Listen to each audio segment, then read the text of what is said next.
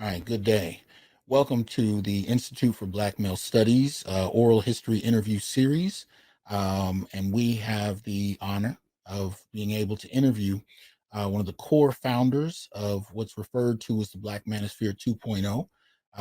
He is recently written a book alongside having enjoyed a fairly long history as far as the manosphere goes of producing content that he has put on several different platforms. And he's generally the go-to person that people refer to when they talk about their introduction to the manosphere in the last number of years, most particularly because he's considered one of the earliest producers to have done so. So please help me welcome Mr. Mumia Obsidian Ali. How you doing, sir? Hey, how you doing? Doing well, man. How about yourself? What's the I'm fair in the middle. uh-huh. Well, usually people with successful books, yeah, they say that, Uh, So yeah, so that was just that was completely unexpected too. well, we're gonna get there because I think you set it up well for it to go there. But with these interviews, as they are oral history, kind of breakdowns, I like to, really the core of this is for people to get a sense of how you became the Obsidian we know.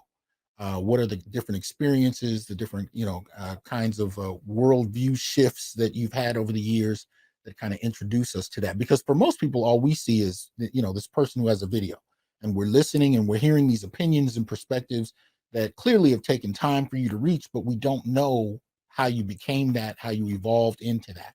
So if we could tell us where you're from, and just your earliest years, schooling, family structure. Tell us a little bit about who Mumia is. Yeah, I was born and raised in Philly, and I was actually born in North Philly. That's my ancestral home, section of Philadelphia that's historically black. And I was raised in a section of Philadelphia called Germantown.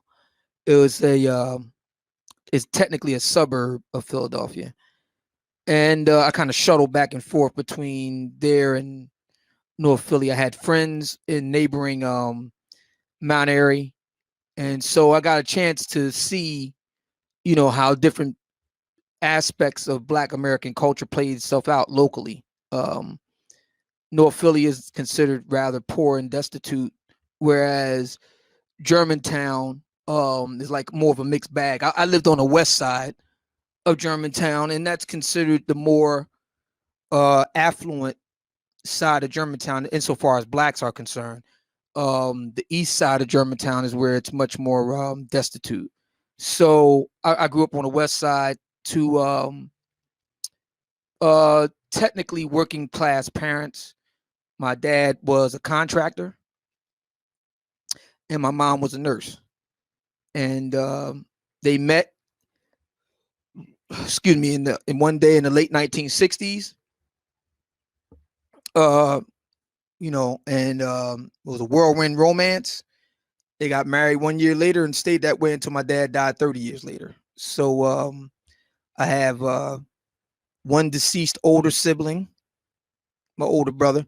He's been gone now for about a decade. And I have three younger siblings, all sisters. And they're doing very well in suburban Philadelphia. Two of the three are married. The other chose to focus on their career. All of them very successful. Came from a long line of businessmen and clerics. Um, Created quite a stir in the family when I converted to Islam many years ago. But after an extended period of being grilled by pastors and deacons and elders, and me kind of holding my own, delving into both their Bible and the Quran, they kind of finally gave up and said, okay. Um, Went to Philadelphia public schools, graduated from Germantown High School, 1987, Go Bears. Nothing special in that regard. And, Well, you know, what yeah, would you say? How were you received as a student? Like, what kind of student were you? Really, especially middle school to high school. How would you characterize yourself as far as that? bored, very bored. The way I kind of describe it, um,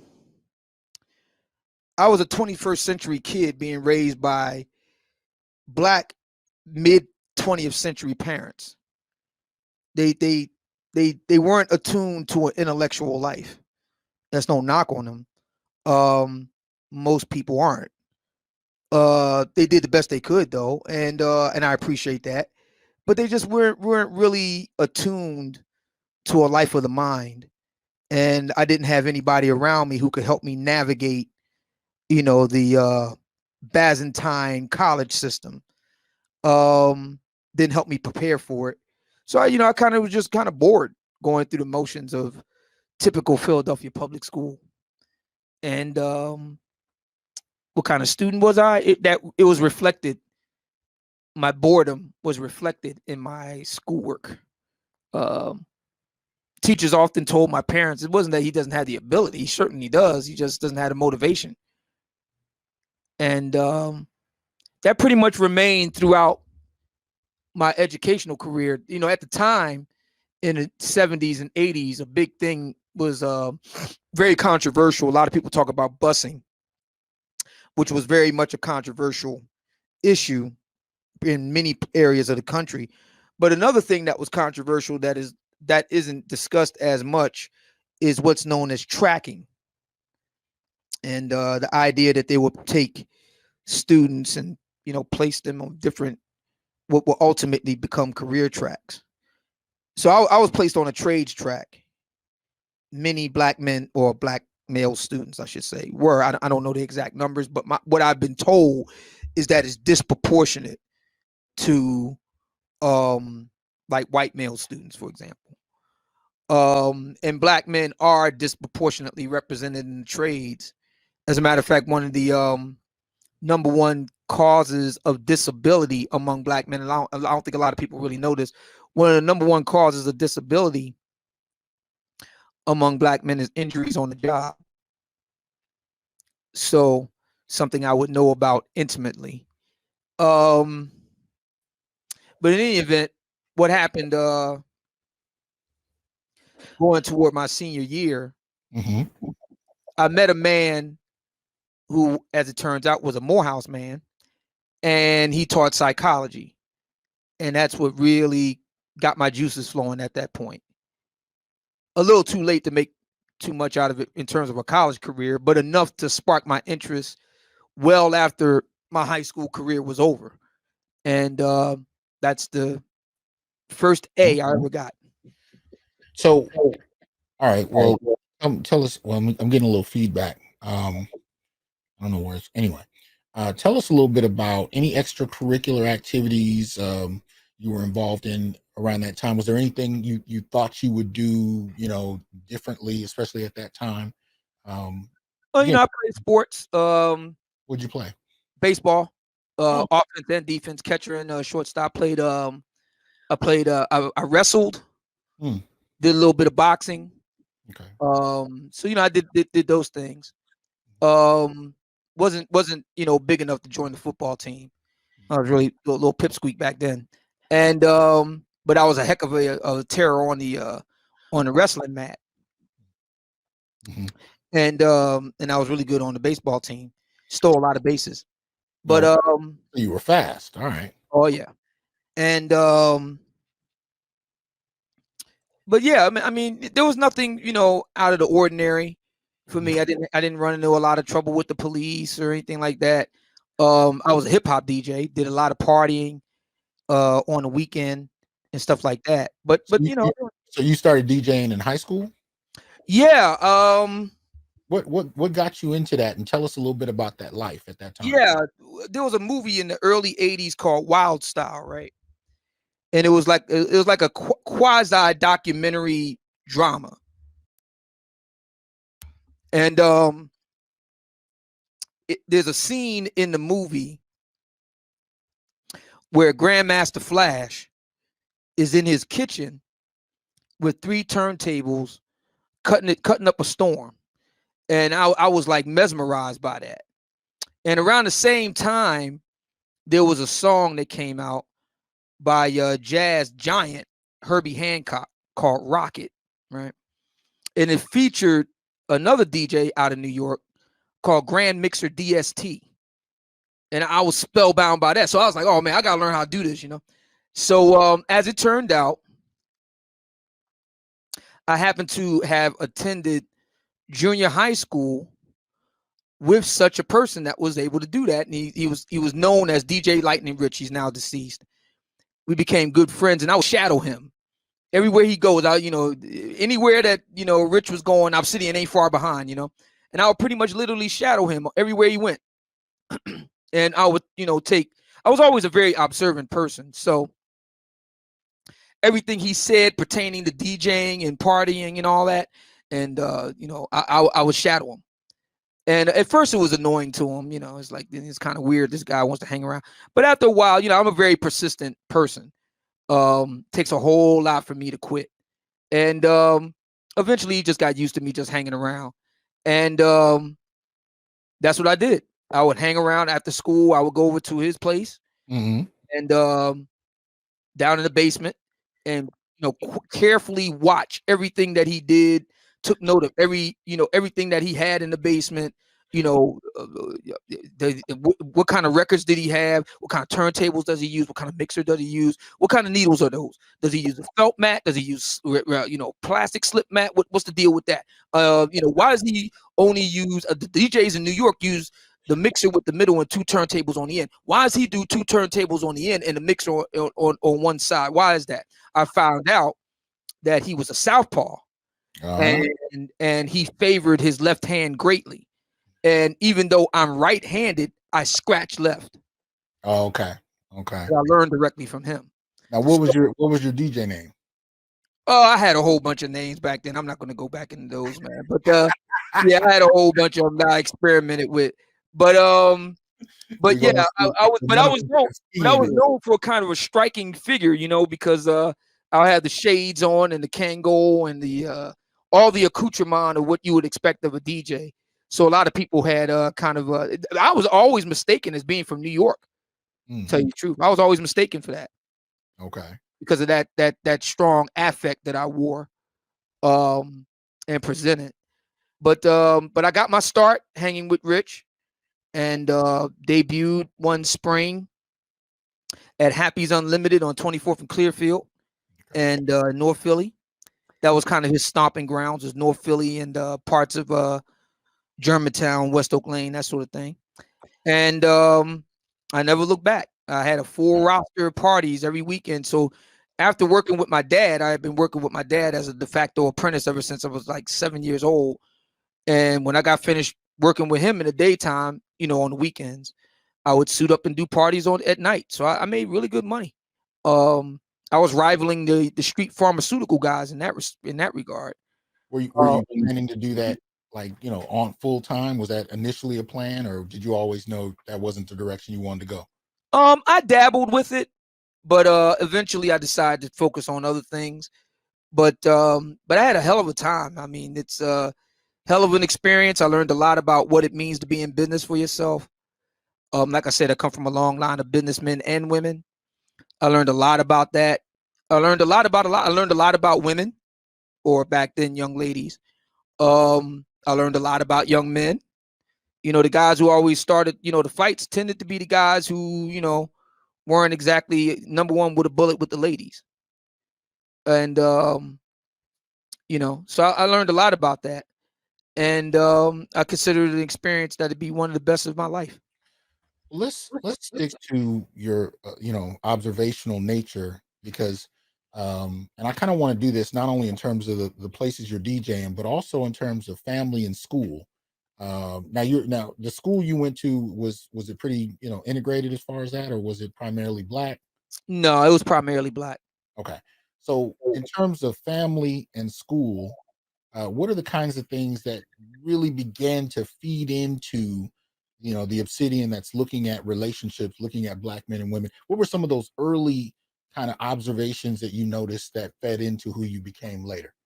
Well, it worked the other way around. When I was a kid, this is before I got to high school. So when I was a kid, I used to watch all kind of cartoons and stuff like that. But there was one show, live or filmed, I guess you could say live action, that really caught my attention. It was called Mutual Omaha's Wild Kingdom, right?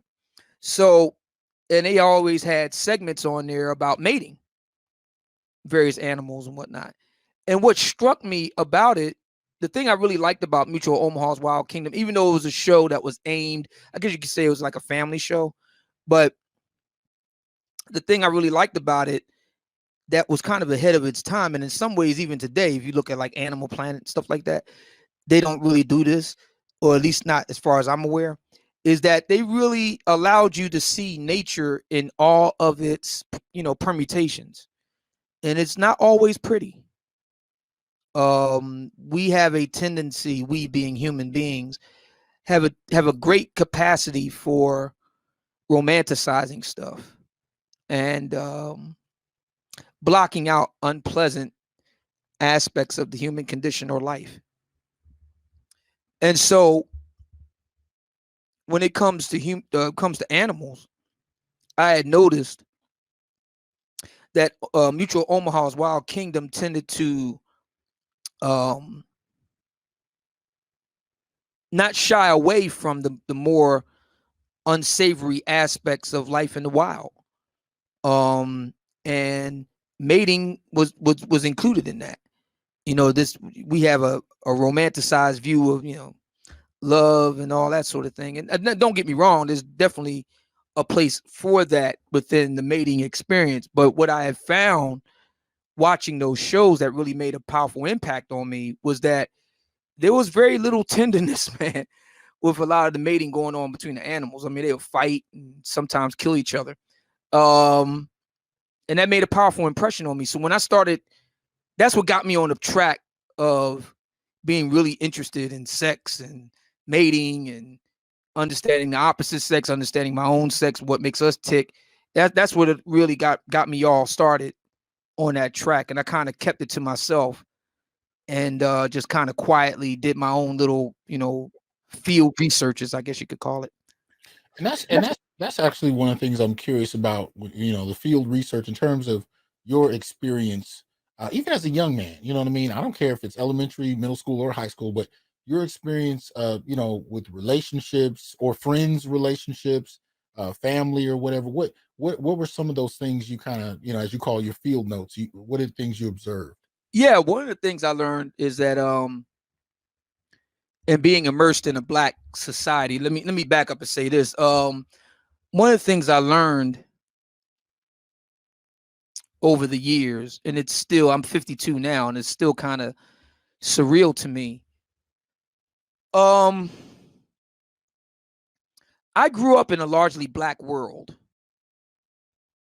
So Philadelphia has a very interesting history with Black Americans, going all the way back to before Philadelphia's founding. Or I should say the United States founding. And we have a very interesting history here with what would be considered the conscious community. Afrocentricity was founded here. The Move saga was hatched here, born here. Of course, the Move fire, May 13th, 1985, that happened here under the watch of a Black mayor.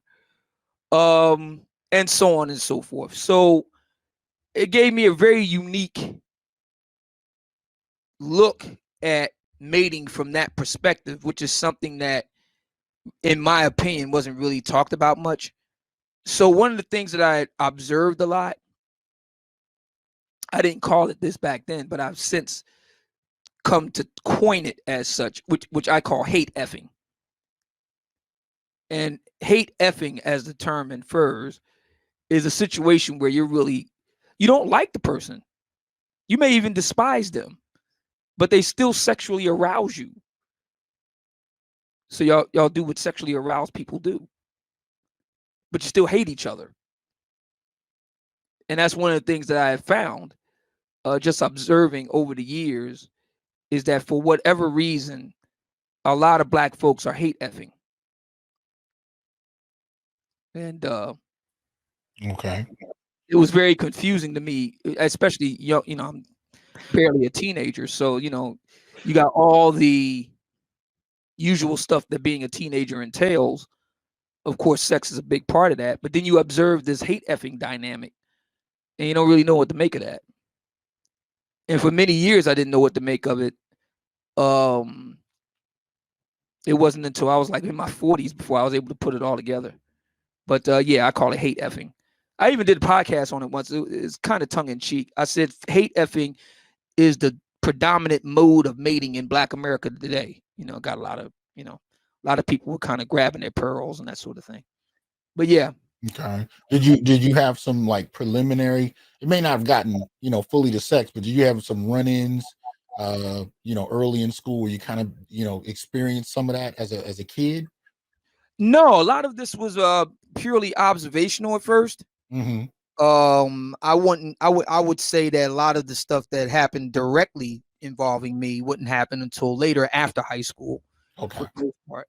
Okay. But a lot of this, and here's the other thing too. It wasn't just high school, or that is to say, it wasn't just with high school students, but I would observe this with adults. They would curse each other out and all that sort of thing, and next thing you know, they sound like they're gonna come through the floor or something like that. So right. Yeah, the whole hate effing dynamic was very interesting to me. How would you characterize the men that had an early influence on you? And it may or may not be family, but how would you characterize the majority of the men that you were around up through elementary to high school? What would you say about that? Very stand-up, stout-hearted men. Very stand up. I mean, like I said, I grew up in the Black world, so for a lot of Black people that I would interact with, many Black people have a lot of angst around race, and particularly around white people.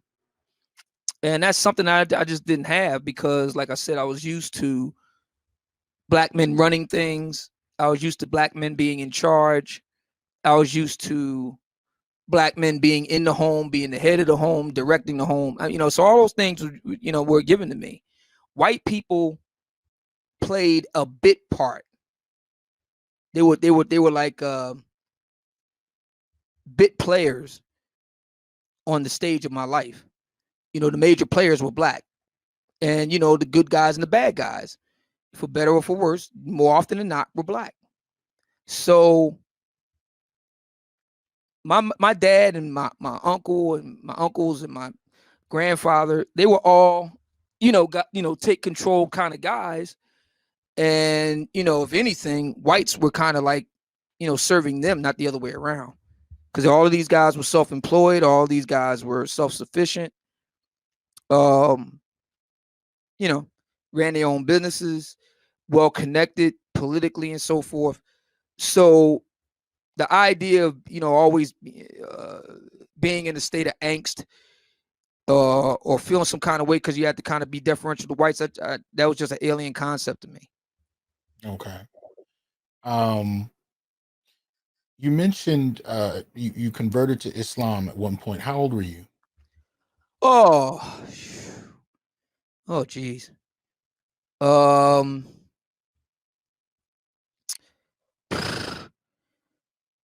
I would say somewhere in my 20s. Okay, so it was a little bit later. Okay. Right. Okay. We're going to get to that. I just want to make sure I kind of cover a few things. Now, Yeah. when would you say you started to develop, because you mentioned the conscious community, and you talked about Afrocentricity stemming out of Philadelphia. When did that kind of consciousness journey take place with you? Was it at a young age? Did it come a little bit later? That would have happened in the latter 80s through 90s. I would say, yeah, roughly a decade. So we're looking at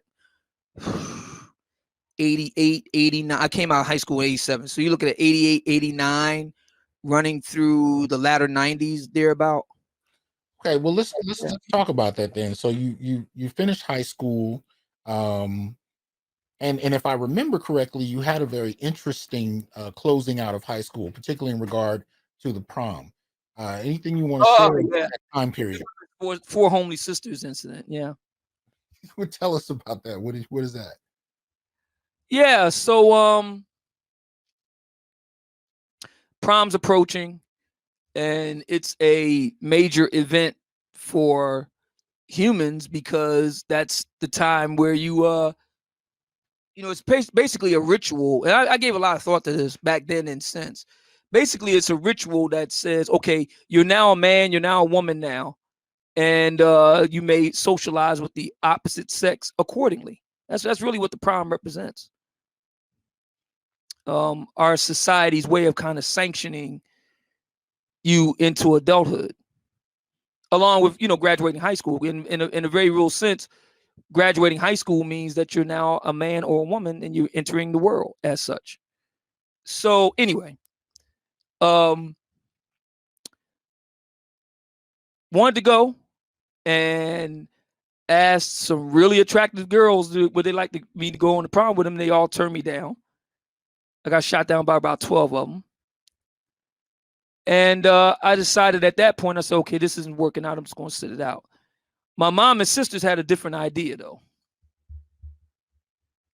They were going to help me by arranging, a number of girls to go on the prom with. Now, the problem was all of these girls were like mousy, looking plain Janes, some just downright homely.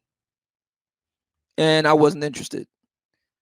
And they kept trying to impose themselves on me, and I wasn't interested. It finally blew up because I just finally told everybody involved, I'm not sexually attracted to any of these women. Please leave me alone. And that sparked a whole big conflagration. I was seen as a bad guy, big bad guy, and so forth. And I was really disappointed in my mother and my sisters. And the reason why I was disappointed in them is because they didn't respect my wishes. They just overrode those. And what I noticed in Black American life, because I refuse to believe that what I experienced is unique. That particular circumstance may be, but the point that I'm about to make isn't. And that is that very often Black women don't see Black men as having any boundaries that they're bound to respect. Black women spend a lot of time, if you listen online, Black women spend a lot of time talking about their boundaries, which is important, but they don't think that Black men have any, and they routinely trample them. And that's what really bothered me about my mom, and to a lesser extent my sisters. They never really respected me. So was that the first moment where it was like, okay, there's something here that I'm going to deal with at some point in my life? Like, it sounds like that was a more intense version of some of the things you may have run into, but that's a pretty intense moment. How did you receive it at that time, and what kind of do you think may have stayed with you from that? Well, I wasn't thinking about what I'm doing today. What I was thinking about at the moment was, okay, what are you going to do about it? And since my high school career was coming to an end, and since I had already had a job lined up, I was literally grandfathered into my very first job, and had everything set up. I said, well, what I'm going to do is put some distance between the people that clearly have shown they don't respect me. And that's what I did. I moved out, graduated in June, left home in July, and never looked back. Now that in and of itself is interesting as well, because in previous time periods, society was set up where you could do that.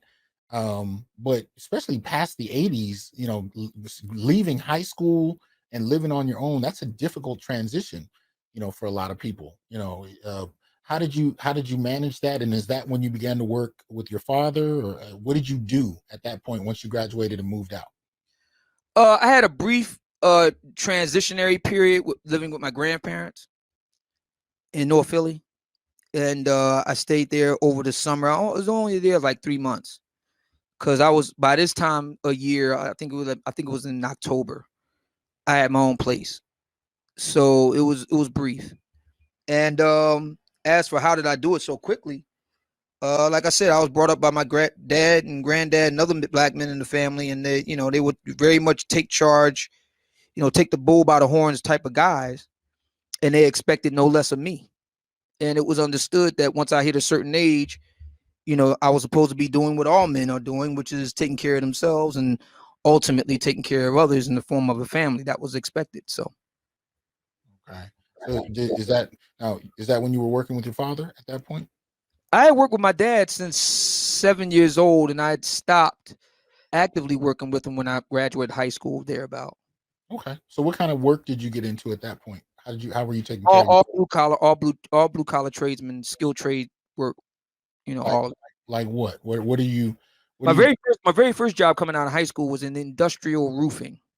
Okay. It was a Okay. big industrial roofing concern here at the time. Did a lot of the big major jobs around the city and stuff like that. So that was Okay. my very first job. But after that, I did a number of other skilled trade type work.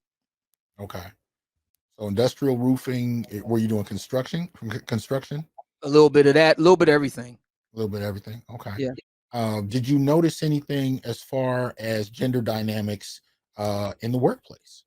Absolutely not. Easily 95% of my time was with other men. So Right. Were there women that ever worked in those environments at any point? Was there any? yeah, when I was working at a when I was working at a major, factory, I guess you could say, plant, industrial plant, there was a push to include women on the work site, and they went through great pains and a lot of money to pull this off, and it all went down in flames. Largely because the women themselves couldn't adhere to the dress code. They just couldn't conduct themselves in a way that, when you're working, the skilled trade blue collar life is a pretty regimented life. You live life by the clock, and a lot of the ladies couldn't handle it. Okay. What about? Oh, so now you're working, you're sustaining yourself. I'm assuming you have your own place. Oh yeah, oh Now, yeah. what are the kind of things that are happening off the clock that really begin to expand for you? Well, gentlemen never kiss and tell, so can't do that. But let's just say I have had my share of keeping company with the ladies. We'll put it that way. But even in terms of activities, what are what is a young Obsidian in his 20s doing outside of work? Because and I'm assuming work is it seasonal, or is it pretty much Oh no, I was working year round. so it's year round? What are you And doing? I did a 65-hour work week average for Wow, 22 years straight. wow, wow! 65 hours a week. Yeah, on my feet. Now, I know you've experienced injuries in this line of work. Can you talk a Yeah. little bit about that and just overall your various health experiences? What exactly were you experiencing up through that point? Yeah, it was a really interesting twist of fate. This is what actually got me on the Black Manosphere track. February 9th, 2009, I'll go to work, punch in just a little bit after 7, and about 10 after 7, I'm laid out in agony on the floor. I did classic slip and fall, and pain ungodly in my back, and that pretty much ended my career. And it was ironic because I had just turned 40 at the time, and my plan was, my exit strategy was to work about 10 more years, take an early retirement. Excuse me, no kids, no wife, nothing like that, just me. Take that money and invest it in some houses, maybe, do a little flipping of houses, might be a landlord or something like that, like lots of guys who retire do. They tend to start up another career, a second, act, so to speak. That was my plan. And God had another plan for me. So that's what got me on the Black Manosphere track. One day I was laid up in bed in agony, even though I'd been pumped full of painkillers and meds and stuff. Wow. No oxy, thank God, but Mm-hmm. plenty of Percocets. Wow. They do work. And I was sitting there kind of feeling sorry for myself. And I had my laptop in bed with me, and I was just tooling around on the internet. And I stumbled across a guy named Paul Elam. Okay. And he hadn't had his website, A Voice for Men, up yet at the time. He was working out of a website called, I want to call it WorldNet Daily, I think it's called. And he would do like a column. And that got me interested. And through him, I ran into some other guys, Roosh V, pickup artist out of DC, another guy named Rossi, who would later be known as Chateau Hartis, another pickup guy out of DC. So it kind of led me to this kind of motley crew of white guys who were all talking in their own voices and iterations about men's issues. Some would talk about men's rights. Others would talk about the importance of just walking away from women altogether. And some would talk about, wanting to interact with women. Obviously, that was my favorite. So that's what I zoomed in on. And for the rest of the year, I kind of devoured a lot of the stuff that they were talking about. And then one day a crazy idea hit me. You could write like that too. And I decided to listen to the voice because at that point it was like, what else do you have to lose? Your career is done. It's over.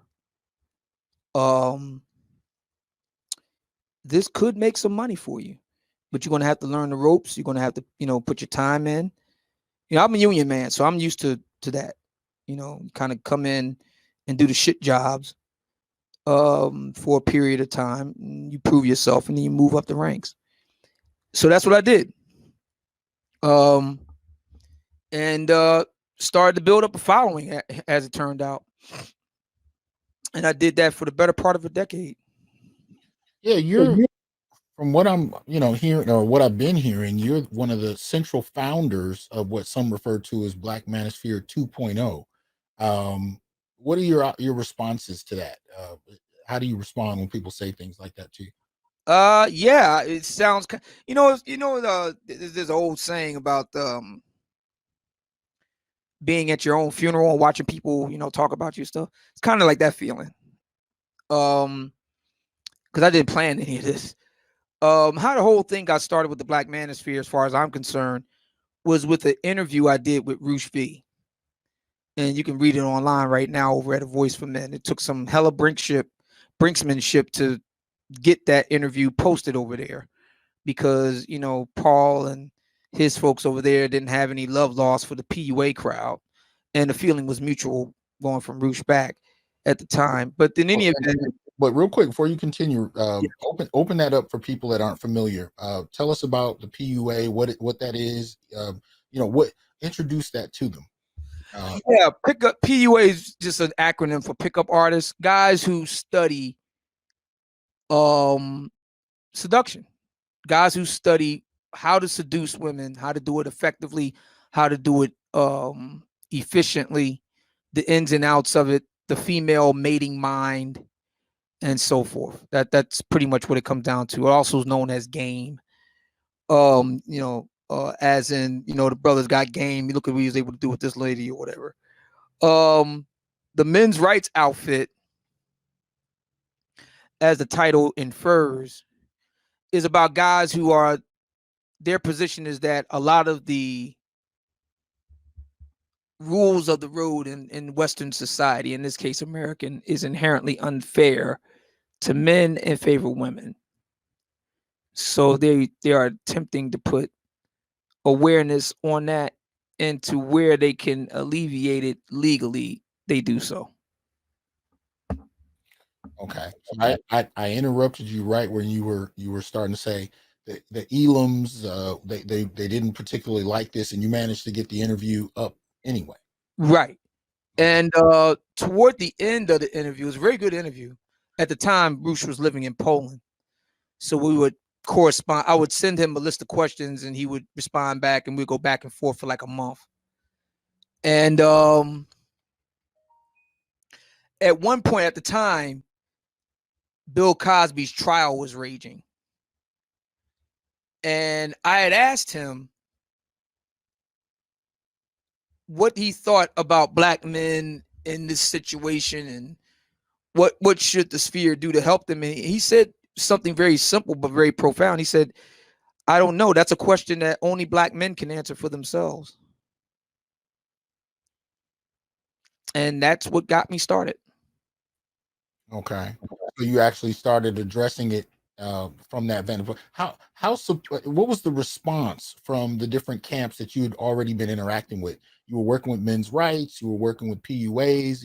How did they respond when you began to develop this? And what was the response of black men? I've had nothing but positive responses from white guys in the white manosphere. They didn't have any problem with it at all.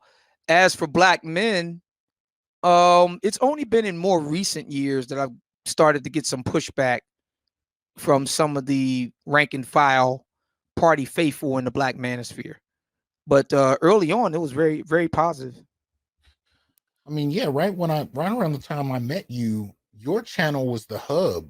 And maybe that's my limited experience, but that's the way I tended to remember it. People, you kind of had everybody would kind of come to you and you'd have these sessions. They weren't quite hangouts. I don't think that was formally happening yet, but a lot of the content creators would be on your channel. And then it kind of spread from there. Is that an accurate way of portraying it, or am I missing something? Yeah. That would be about right. And like I said, they kind of branch out and do their own thing from there, which is what I always saw as a good thing. If they didn't, it would suggest that we were still stagnant and not growing. So it's the fact that they kind of branched off and did their own thing shows that it's growing, and that's a good thing. Let me get a few details right, and then I want to back up and ask another question. As far as the details are concerned, so what year would you say you started doing these interviews and you really started making your content online? What year was that? 2015. 2015. Okay. And Yeah, that I had planned my exit from the white manosphere. I planned that a year before, and spent about 6 months doing research about how I was going to do it and where I was going to do it. I chose YouTube because that was the most easiest, biggest bang for the buck. And then I would learn later one of the major hubs for men is YouTube. YouTube skews heavily male. So yeah. And this was before there was really any idea about making money off of YouTube. Like, did you know that this was going to be something you could profit off of, or how did you look at it at that time? I knew money could be made from it. I just didn't know exactly how. Because like you said, YouTube was a very different place 6 years ago. But I knew it was a big money maker. I just didn't know exactly how. I knew if I just hung around long enough, I would get a piece of the action. So Okay, now where I want to kind of go back and lead up into this is I want to get a sense of where you were in your life by the time you ran into Elam. You told us you'd been injured, you were bouncing around online, you found that, but my understanding is you had already converted to Islam at one point, but you are making good money, and you're in a. I mean, if we look at Islam, especially in Philadelphia. I mean, Islam in Philly is huge. I would imagine taking a wife would have been easy for a man who's secure, income stable, all of that.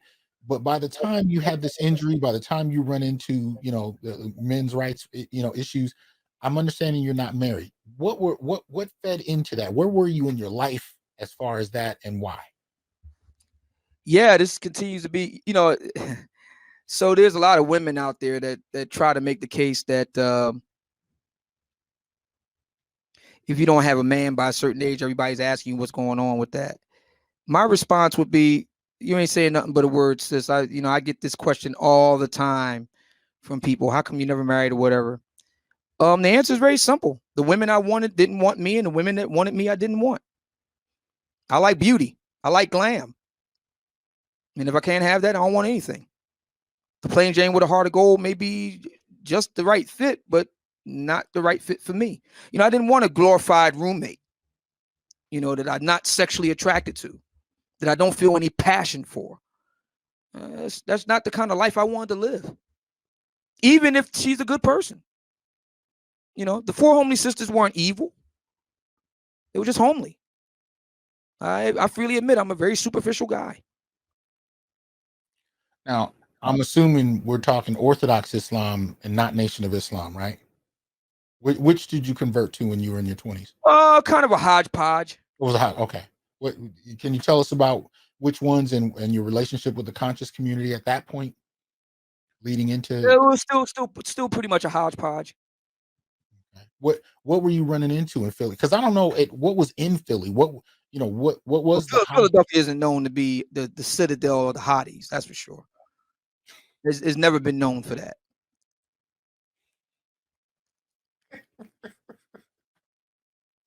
You caught me off guard with that. I didn't have a chance to get off camera before you made it. Yeah, I mean, it's just the truth. It's Philly. It's rare to find a good-looking homegrown sister here. It happens, but rare.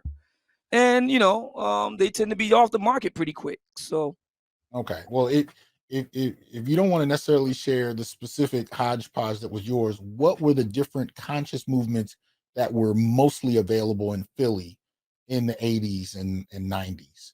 What were the major schools that people in Philly were running into as far as the yeah, concept? I mean, Afrocentricity was pretty big at the time. I'm talking about early in the rather the 80s and 90s. Okay. And you had your kind of neo Rasta type thing happening. Okay. So there was a Rastafarian community. Okay. Right. Neo soul was really big at the time. Oh yeah. Jill Scott. Right. Mhm. I actually saw her in concert very early on in her career. This would have been in the late 90s Okay. Okay. at a place called the Five Spot. The theme of that night was called the Black Lily. Okay. And me and a buddy of mine would go cruising for chicks down there. So Okay. Okay.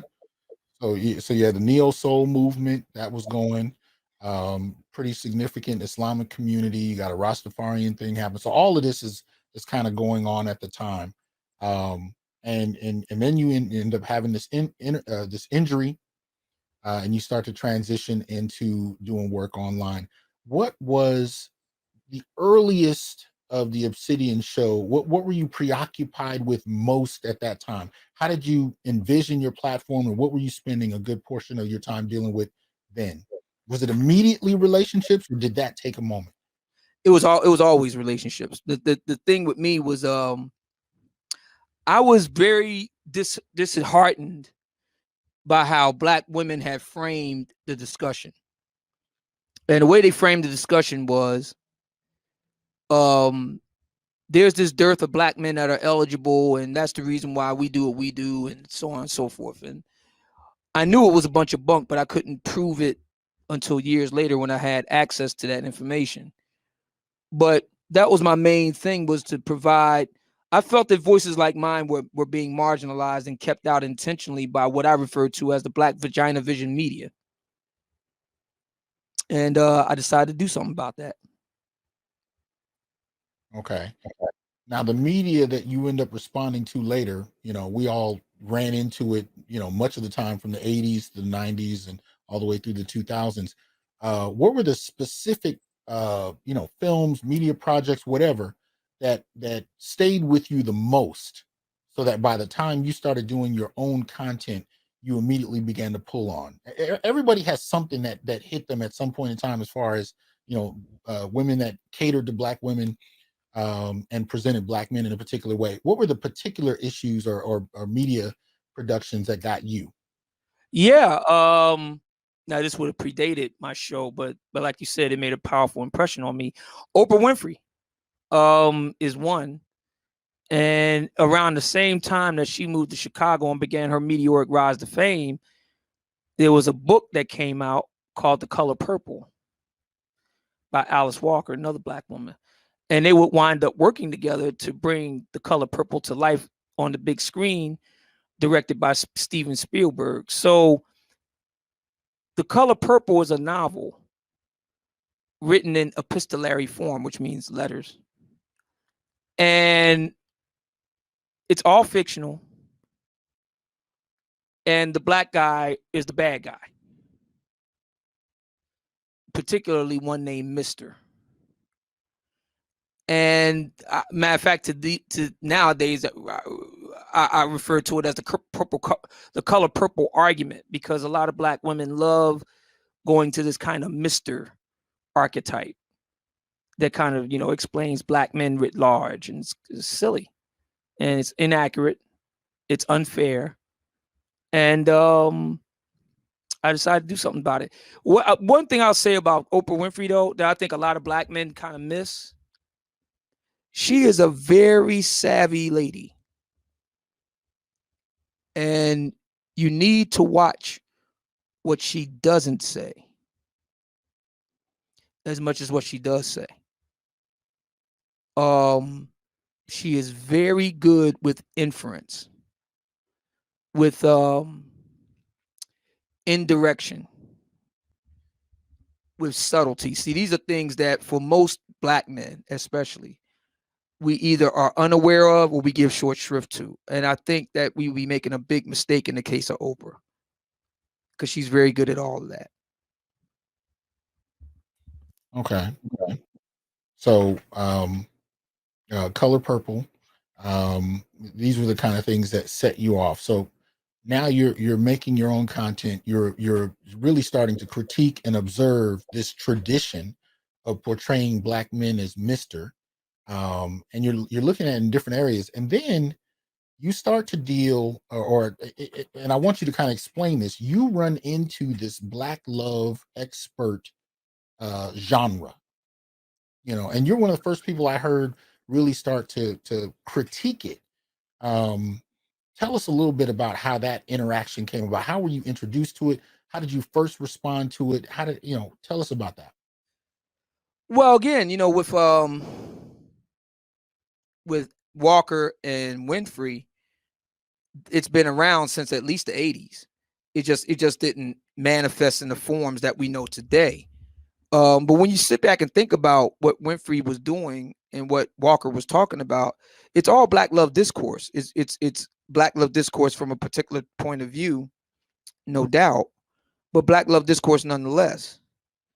So I've been knowing about this since the 80s and attending various events and stuff like that, being a fly on the wall since at least the 90s. So I've been knowing about it for a long time. It's just I didn't have the right, I wasn't in the right place to really write about it until 2019. Well, and I think it kind of, my next question leads up into the book too. You're known for having some epic critiques of certain black love experts over time.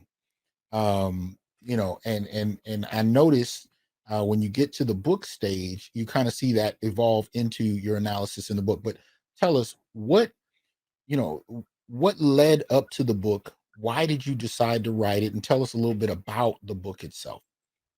Yeah, the book, 2018, I wasn't thinking about writing any books, even though people have been asking me off and on over the years to write. I thought they were just blowing smoke. So I was like, I'm not doing that. But there was an event that happened in the spring of 2019 that changed it all around. On May 4th, 2019, I attended a Derek Jackson event. And it wasn't just him. He was there with his cohorts, Stefan Labassiere and Ace Metaphor. And they were doing a tour. They had tour dates and stuff like that. And here in Philly, they had a tour stop. So I decided to attend. Gave me a real good chance to do some boots on the ground field research. And I had been a very outspoken critic, or early and outspoken critic of Derek Jackson's. Well documented. And I decided to entertain the possibility that I could be wrong about him. Maybe I'm wrong. So that's, those are the reasons why I attended. When I got there,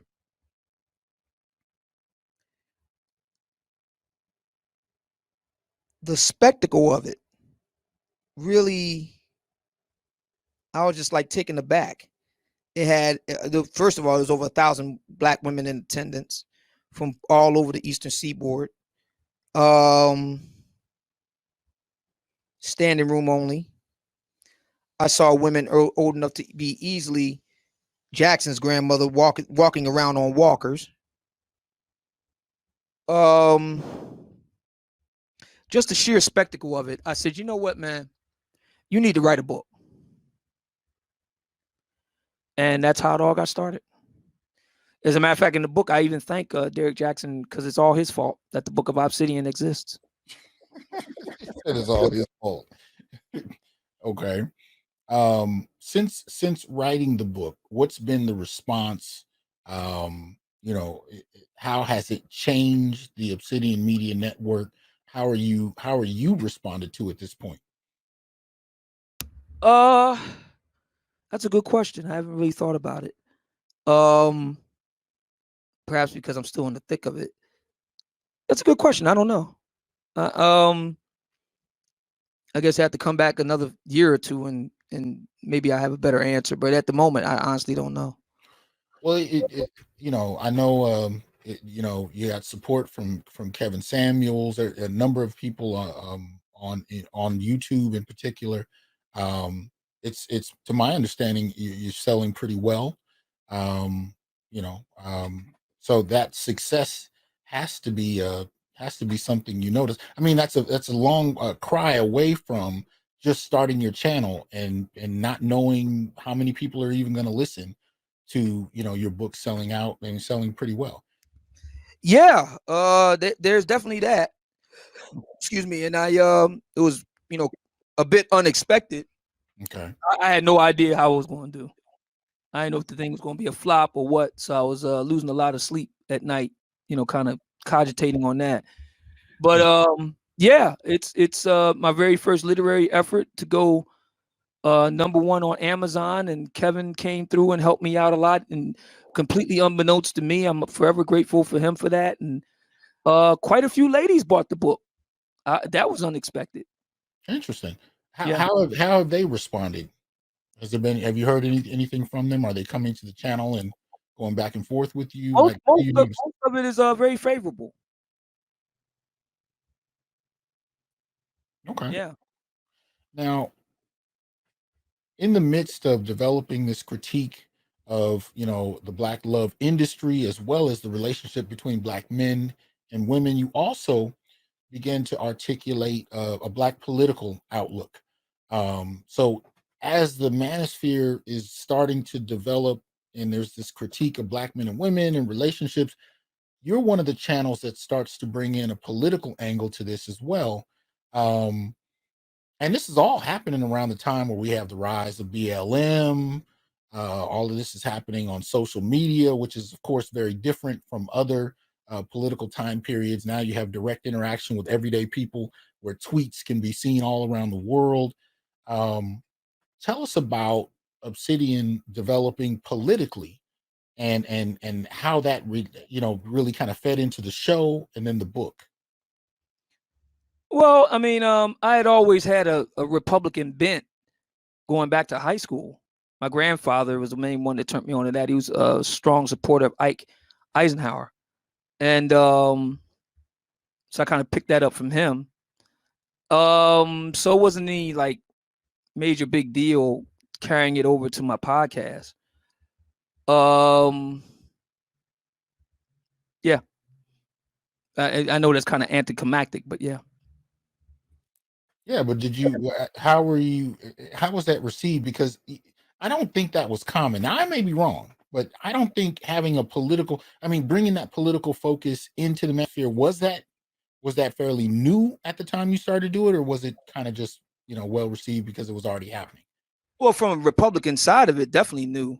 I don't think Black people are very political people, so that we're always going to have that flavor in anything that we do, in my opinion.